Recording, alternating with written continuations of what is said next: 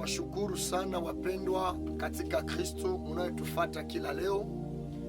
Zaidi leo nilipendelea tuombe pamoja na wewe kulingana na kitabu cha Ezekiel sura yake ya 37 mstari wake wa kwanza. Biblia inasema ya kwamba Roho wa Bwana ulikuwa juu yake, na Roho wa Bwana ikamunyangua ikampeleka katika bonde liitwao ya mifupa mikavu. Na wakati Roho wa Bwana alipomshusha chini, akamshusha kwenye bonde liitwao la mifupa mikavu. Na Biblia inasema ya kwamba kweli hiyo bonde ilikuwa inajaa sana na mifupa mikavu.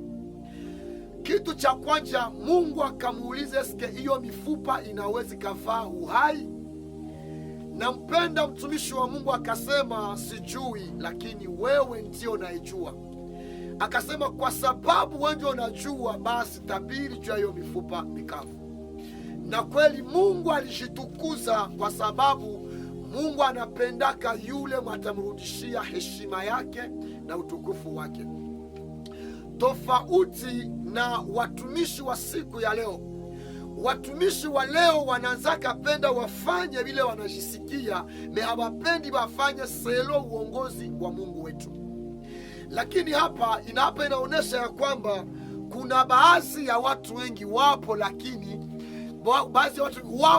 lakini leo hii wamekuwa mifupa mikavu. Kwa sababu gani?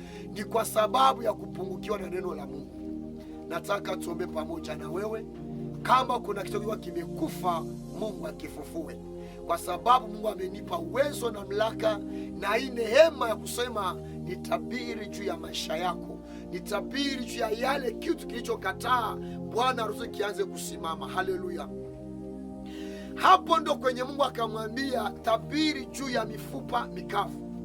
Na mimi niko naongea na maneno ya Mungu mahali hapa kwenye maisha yako. Mungu aonekane juu yako.